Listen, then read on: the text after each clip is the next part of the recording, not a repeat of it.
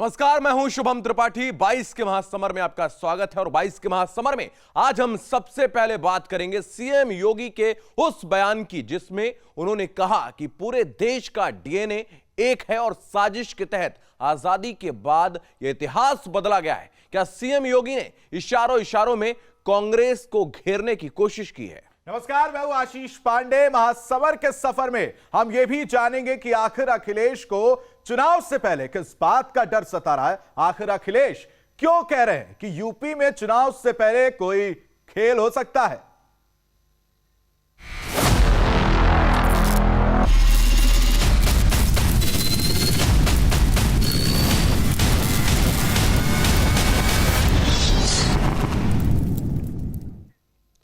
तो मुख्यमंत्री योगी आदित्यनाथ ने आज गोरखपुर में एक कार्यक्रम के दौरान देश के डीएनए को लेकर बड़ा बयान दिया और सीएम योगी ने कहा है कि सभी भारतीयों का डीएनए एक है और आर्य और द्रविड़ों का जो विवाद खड़ा किया गया है वो बेवजह है, बेवजह का विवाद है।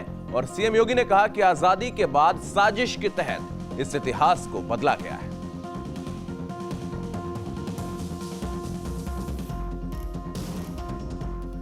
जो नई डीएनए थ्योरी आई है वह भी क्या कहती है कि पूरे देश का डीएनए एक है, अलग अलग नहीं है।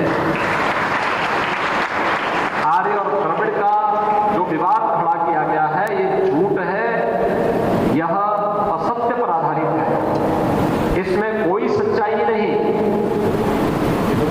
पूरे भारत का डीएनए एक है और इसलिए भारत एक है। डीएनए पर संघ प्रमुख ने दिया था बयान। हम भारत के सब लोगों का डीएनए समान है, चाहे वो धर्म कोई भी हो डीएनए का। तो हम समान पूर्वजों के वंशज हैं, ये उन्होंने कहा था, चाहे वो किसी के भी धर्म के हों। डीएनए जो है हमारा वो एक है, ऐसा उन्होंने कहा था। चलिए सीधे रुख करते हैं गोरखपुर का, जहां से हमारे संवाददाता हमारे साथ जुड़ चुके हैं। बात करें डीएनए की तो कहीं ना कहीं चाहे वो धर्म कोई भी हो डीएनए एक है, ये मुख्यमंत्री योगी आदित्यनाथ ने कहा है। दीपक, आपसे जानना चाहूंगा कि आज के परिप्रेक्ष्य में इसकी क्या उदाहरण निकल कर आती है, इसको कैसे देखते हैं?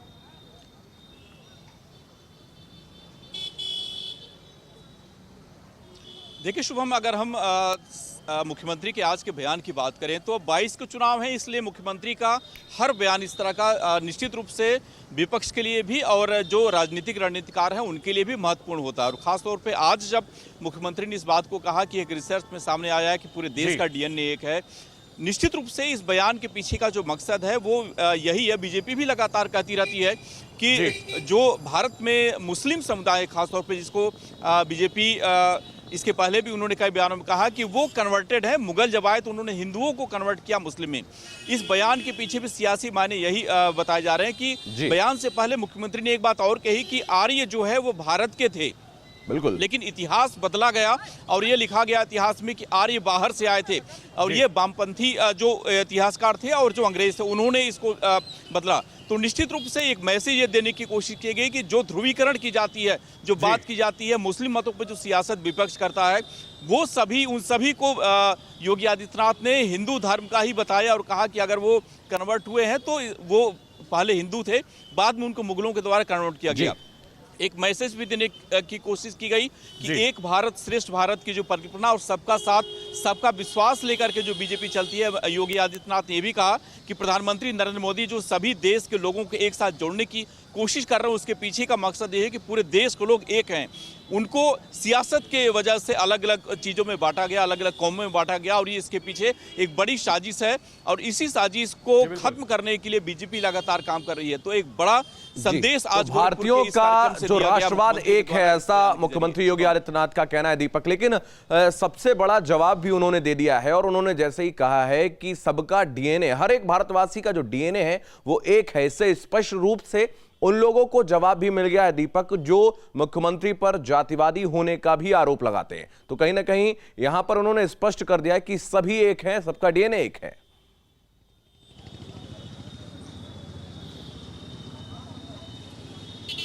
बिल्कुल सही कहा आपने, क्योंकि मुख्यमंत्री जिस तरह से ये आरोप लगते हैं योगी आदित्यनाथ पे, हम अगर 17 के बाद की बात करें और 17 के पहले की बात करें तो दो अलग अलग योगी आदित्यनाथ का रूप हमें देखने को मिलते हैं। 17 के पहले जब योगी आदित्यनाथ के बयान आया करते थे तो एक धर्म विशेष को लेकर के उनकी टिप्पणियां हुआ करती थी, लेकिन 17 के बाद से जब से मुख्यमंत्री बने तब से वो सभी को एक साथ लेकर के चल रहे हैं। मंदिर में तमाम जो दुकानें हैं वो मुस्लिम धर्म की है, उन्होंने तमाम जो भी उर्दू एकेडमी में अभी जो अध्यक्ष बनाए गोरखपुर के हैं वो भी मुस्लिम है। इसके अलावा तमाम ऐसे लोग हैं जिनको उन्होंने पूरी तरह से सम्मान दिया इस सरकार में। तो एक जो धर्म को लेकर के एक उनके ऊपर मुहर लगी थी कि ये धार्मिक कट्टरता फैलाते हैं योगी आदित्यनाथ, तो उसको उन्होंने अपने कामों से और अपने जो सरकार के सबका साथ सबका विश्वास की और विकास की बातें जो हर वर्ग तक पहुंचाने की उन्होंने कोशिश की। इस बयान के जरिए भी एक उन्होंने मैसेज दिया कि जब पूरे देश के लोग एक हैं, सबका डीएनए एक है, तो भेदभाव क्यों, फर्क क्यों किया जाता है चीज़ों में। और यही वजह है, उन्होंने ये भी कहा कि प्रधानमंत्री हो या फिर वो खुद हो उत्तर प्रदेश में, सभी धर्मों को, सभी जात के लोगों को एक साथ एक समान मान करके और सरकार की विकास की योजनाएं उन तक पहुंचाई जा रही है, चाहे वो हिंदू हो, मुसलमान हो, सिख हो या फिर ईसाई हो। योजनाओं में कहीं पर किसी तरह का भेदभाव नहीं किया जाता है। और बयान के पीछे का मकसद भी एक तरीके से यही था कि सभी को एक साथ लेकर के बीजेपी जो चल रही है वो इसीलिए चल रही है कि सभी अगर भारतवासी एक हैं तो भेदभाव उसमें नहीं होना चाहिए। शुभ बिल्कुल, सभी भारतवासी एक हैं, उनमें कोई भी भेदभाव नहीं होना चाहिए। बहुत धन्यवाद आपका हमारे साथ जुड़ने के लिए, तमाम जानकारी के लिए बहुत शुक्रिया दीपक। तो वहीं समाजवादी पार्टी के प्रमुख अखिलेश यादव ने आशंका जताई है कि चुनाव से पहले बीजेपी कोई बड़ा खेल खेल सकती है, लेकिन जनता बीजेपी को सबक सिखाएगी। अखिलेश यादव ने यह आरोप भी लगाया कि समाजवादी पार्टी के कराए हुए कामों को भारतीय जनता पार्टी अपना बताकर श्रेय लेने की कोशिश कर रही है। ये उत्तर प्रदेश है और सत्ता में बीजेपी है, कोई भी खेल हो सकता है, लेकिन जनता भारतीय जनता पार्टी को हराने के लिए तैयार है।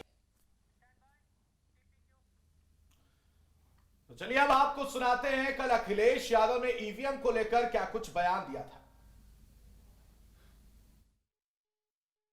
इसलिए हमें और आपको बहुत सावधान रहना पड़ेगा, बहुत सावधान, क्योंकि यूपी का चुनाव देश का सबसे बड़ा चुनाव होने जा रहा है।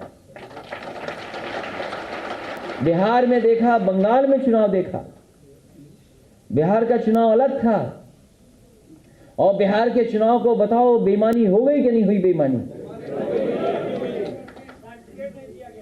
बिहार की बेईमानी ईवीएम और डीएम ने कर ली। बिहार की जो बेईमानी हुई है वो ईवीएम और डीएम ने की, डीएम और ईवीएम ने की, लेकिन बंगाल की जनता ने जवाब दिया। हमें इस बार सावधान रहना है ईवीएम डीएम से भी, और जनता को जागरूक कर करके भारतीय जनता पार्टी के लोगों को जवाब देना है। तो लखनऊ से हमारे सहयोगी निखिल शर्मा इस वक्त अधिक जानकारी के लिए जुड़ रहे हैं, उनके पास चलेंगे। निखिल, सवाल यही है कि जिस तरीके से अखिलेश यादव इस वक्त जो बयानबाजी कर रहे हैं वो ईवीएम पर सवाल उठा रहे हैं, और उन्होंने उदाहरण भी दिया है, डीएम का पर भी सवाल उठा रहे हैं, उदाहरण उन्होंने बिहार का दिया है, तो क्या चुनाव से पहले उनको हार का डर तो नहीं सता रहा है? निश्चित तौर पर जब चुनाव आता है और किसी राजनीतिक दल को ऐसा लगता है कि उसकी पार्टी बेहतर परफॉर्म नहीं कर पा रही है, तो ईवीएम की बैसाखी का सहारा लेना शुरू कर देता है। पिछले चुनाव में भी देखा गया था, ये कोई नई बात नहीं है। अखिलेश यादव ने आज जो बात कही, ये बात बस यही मानी जा सकती है कि उनको ये मालूम है कि उत्तर प्रदेश में बहुत अच्छा अभी तक उनकी पार्टी परफॉर्म नहीं कर पाई है। आपने देखा कि उन्होंने जिलाधिकारियों पर भी सवाल उठाया, तो ये भी अगर माना जाए कि जब अखिलेश यादव की सरकार थी तो बहुत सारे ऐसे जिलाधिकारी थे जिलों में तैनात थे जो अखिलेश यादव की सरकार में तैनात रहे होंगे, लेकिन चुनाव हुआ और भारतीय जनता पार्टी चुनाव जीती। इससे पहले बहुजन समाज पार्टी की सरकार थी, जिसके बाद अखिलेश यादव की सरकार बनी, तो ऐसे में बसपा सरकार में भी बहुत सारे आईएएस अफसर थे जो जिलों में तैनात थे और ईवीएम से ही वोटिंग हुई। जो बसपा के करीबी रहे होंगे वो भी उस चुनाव में हिस्सा लिए, लेकिन सरकार अखिलेश यादव की बनी। तो ये बहुत आसान तरीका हो गया है, कम से कम उत्तर प्रदेश में, और कहें तो अब देश के सभी हिस्सों में इस तरह की बातें होती हैं। जब किसी राजनीतिक ये दल को ये लगता है कि अभी तक उसकी तैयारी पूरी नहीं है, उतनी तौर से वो मजबूत नहीं जितना दूसरी पार्टी संघर्ष कर रही है, तो उसको किसी बैसाखी का सहारा। ठीक है निखिल, आप बने रहिए हमारे साथ। देखिए, पंचायत चुनाव को लेकर अखिलेश यादव ने क्या कुछ कहा था वो भी हम आपको सुनाते हैं। क्या डीएम और एसपी के सामने वोटों को नहीं लूटा गया, नहीं दबाव बनाया गया, लोगों को बुलडोजर दिखा करके नहीं डराया गया वोटरों को? उस डिस्ट्रिक्ट में भी डीएम थे और डिस्ट्रिक्ट मजिस्ट्रेट और पुलिस कप्तान ने चुनाव लड़ा था। तमाम ऐसे अधिकारी हैं जो बात करते हैं, तमाम डीएम एसपी हैं, वो कहते हैं कि हम मजबूरी में नौकरी कर रहे हैं। आपकी सरकार में तो हम खुश थे, अब तो हमें मजबूरी में नौकरी करनी पड़ रही है। निखिल, आपके पास आऊंगा। सवाल ये, अखिलेश यादव का डर साफ साफ झलक रहा है। तो पहले उन्होंने ईवीएम और डीएम पर सवाल उठाए और आज का जो उनका बयान सामने आया, उन्होंने कहा कि बीजेपी इस चुनाव को जीतने के लिए कोई खेल कर सकती है। तो क्या यह चुनाव से पहले जो खेला होवे की बात एक बार फिर से शुरू हो गई उत्तर प्रदेश में? देखिए, ये उत्तर प्रदेश है और निश्चित तौर पर उत्तर प्रदेश में चुनाव आखिरी वक्त में तय होता है। जब पहले फेज का मतदान शुरू होता है, लगभग उसी समय तय हो जाता है कि उत्तर प्रदेश में किसकी सरकार बनेगी। अभी तक अगर सिनेरियो की आप बात करें तो आप निश्चित तौर पर भारतीय जनता पार्टी की रूलिंग पार्टी है और उत्तर प्रदेश में लगातार, चाहे वो संगठन की बात हो, चाहे पार्टी के कार्यकर्ताओं की बात हो, चाहे आम लोगों से संवाद की बात हो, बहुत बेहतर कार्यक्रम कर रही है। ऐसे में अब समाजवादी पार्टी, आपने पिछले कुछ दिनों में देखा कि थोड़ा बहुत मूवमेंट समाजवादी पार्टी का बढ़ा है, लेकिन अभी भी समाजवादी पार्टी उतने ताकत के साथ उत्तर प्रदेश में अपना प्रचार प्रसार नहीं कर पा रही, चूंकि चुनाव बहुत नज़दीक है। तो ये बात इस साफ संकेत कर रही है कि कहीं ना कहीं थोड़ी निराशा जरूर है समाजवादी पार्टी में और सभी राजनीतिक दल में उत्तर प्रदेश में। तो ये एक संकेत देता है और यही वजह है कि आप दूसरे पर आरोप लगाकर अपनी कमियों को छिपाते हैं। उत्तर प्रदेश में समाजवादी पार्टी एक ऐसी पार्टी है जो लड़कर सत्ता छीन लेने वाली पार्टियों में से एक रही है। मुलायम सिंह यादव के ज़माने में, याद हो जब बसपा सरकार थी तो 1 मिनट में मुलायम सिंह यादव अपने पार्टी कार्यालय से निकलकर पुलिस सुरक्षा के घेरे को तोड़ते हुए राजधानी लखनऊ के हजरतगंज चौराहे पर बैठ गए थे धरने पर। अखिलेश यादव एयरपोर्ट पर उनको पुलिस ने डिटेन कर लिया था। तो एक बहुत बड़ा मूवमेंट चला था। ये मूवमेंट समाजवादी पार्टी ने ही खड़ा किया था और मुलायम सिंह। बिल्कुल, बहुत धन्यवाद निखिल, आपका हमारे साथ जुड़ने के लिए, तमाम जानकारी के लिए बहुत शुक्रिया। तो एक मूवमेंट उस दौरान चला था, लेकिन अब समाजवादी पार्टी सीधे तौर पर सवाल खड़ा करने लगी है भारतीय जनता पार्टी के ऊपर। वक्त एक छोटे से ब्रेक का, फौरन लौटेंगे। आप देखते रहिए 22 का महासमर। 2022 की जंग को जीतने के लिए बीजेपी ओबीसी मोर्चा कार्य समिति की बैठक आज अयोध्या में शुरू हुई। बैठक के जरिए बीजेपी चुनाव को लेकर ओबीसी समाज को साधने की कोशिश में जुट गई है। तो 2017 के चुनाव में ओबीसी समाज के बड़े समर्थन के चलते ही भारतीय जनता पार्टी ने बड़ी जीत दर्ज की थी। 2022 के लिए बीजेपी फिर से मिशन ओबीसी में जुट गई है।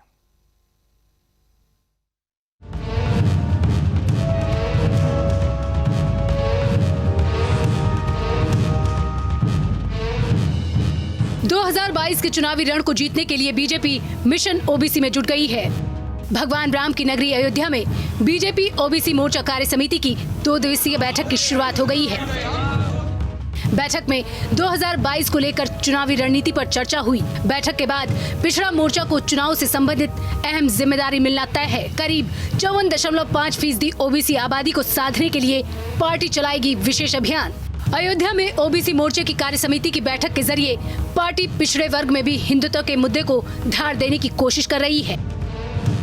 जाहिर है उत्तर प्रदेश में पिछड़ों का एक बड़ा वोट बैंक है जिसे साधने की तैयारी बीजेपी ने की है और इसकी शुरुआत अयोध्या से की जा रही है। बीजेपी ओबीसी मोर्चा के प्रदेश अध्यक्ष नरेंद्र कश्यप का दावा है कि सूबे का ओबीसी समाज बीजेपी के साथ है।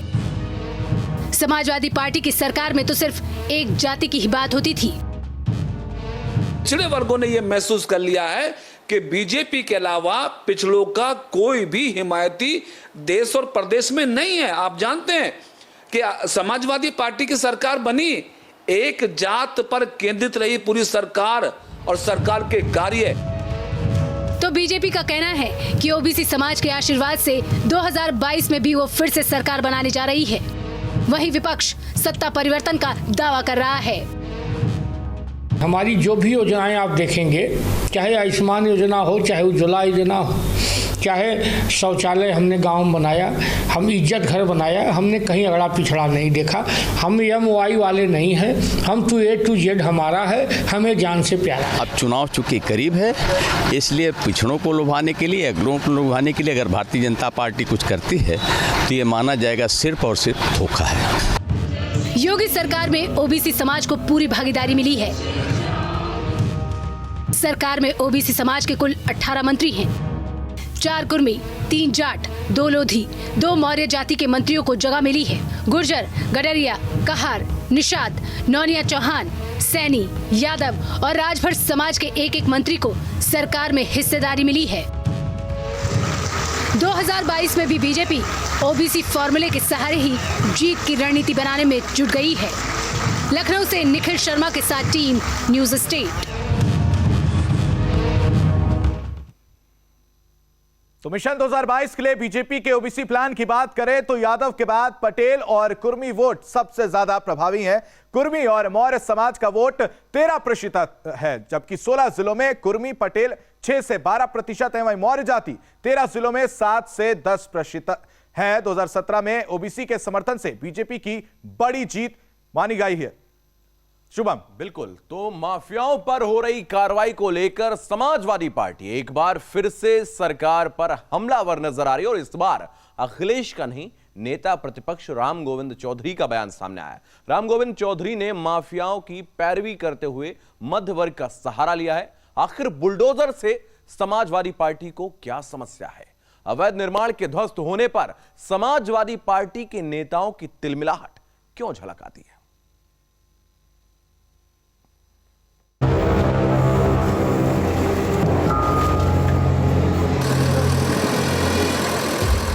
राज्य सरकार का बुलडोजर अवैध निर्माण को जैसे जैसे गिराता जा रहा है, माफियाओं पर जैसे जैसे इस बुलडोजर का शिकंजा कसता जा रहा है, किसी न किसी बहाने एसपी के नेता सरकार पर हमला करना नहीं भूलते। इस बार ये बयान सदन के नेता प्रतिपक्ष और एसपी के कद्दावर नेता मुलायम अखिलेश के बेहद करीबी राम गोविंद चौधरी की तरफ से आया है। पहले समाजवादी पार्टी के राष्ट्रीय अध्यक्ष अखिलेश यादव ने बयान दिया था कि बीजेपी को अपना चुनाव निशान बदलकर बुलडोजर रख लेना चाहिए, और अब समाजवादी पार्टी के वरिष्ठ नेता और विधानसभा में नेता प्रतिपक्ष राम गोविंद चौधरी ने बयान दिया है कि यूपी सरकार का बुलडोजर लोगों की जाति और धर्म देखकर कार्रवाई कर रहा है। चूंकि जयप्रकाश नारायण और चंद्रशेखर जैसे राजनीति के चाणक्य के साथ राम गोविंद चौधरी काम कर चुके हैं, इसलिए इनके बयान में बारीकी भी उतनी ही अधिक है।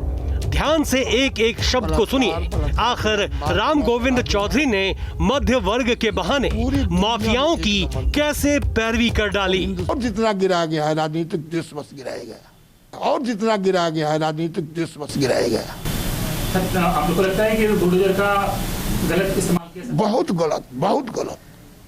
गहरी राजनीतिक समझ वाले नेता की यही खासियत होती है, वो अपनी बात भी कह जाते हैं और समझने वालों की सहानुभूति भी बटोर लेते हैं। इस बार माफियाओं की आड़ में मध्य वर्ग की रहमत हासिल करने की कोशिश हुई और मुद्दे से भटकाने का प्रयास भी। माफियाओं पर ही नहीं चला है, जो मध्यम श्रेणी के लोग चाहे किसी भी जाति को घर बना लिए हैं, गलत से नक्शा पास नहीं है, अधूरा है, उन सबका गिराया गया है, वो माफिया नहीं है।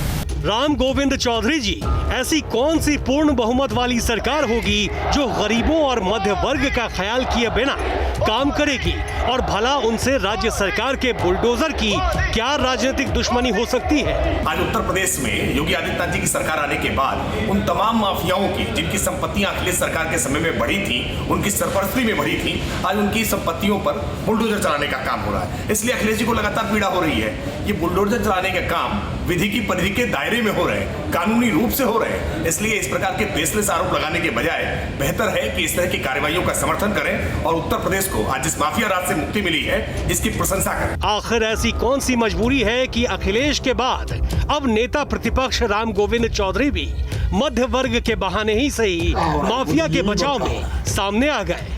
बुलडोजर जो है उत्तर प्रदेश की सियासत में चर्चा का विषय अभी आने वाले दिनों में भी बना रहेगा। वीडियो जर्नलिस्ट समिति के साथ अनिल यादव, न्यूज स्टेट, लखनऊ। तो आखिर समाजवादी पार्टी को इस बुलडोजर से क्या दिक्कत है, यह बड़ा सवाल है, क्योंकि ये बुलडोजर सिर्फ माफियाओं की अवैध संपत्ति पर चलता है। ये बुलडोजर उन जमीनों पर चल रहा है जिन लोगों ने दलित, शोषित और वंचितों की जमीनों को हत्याया है। एक बार फिर से सरकार उन लोगों को कब्जा वापस दिलाने की कोशिश कर रही है, लेकिन इसमें समाजवादी पार्टी के पेट में मरोड़े उठ रही हैं। 22 के महासमर में फिलहाल इतना ही। आप लगातार बने रहिए न्यूज स्टेट के साथ।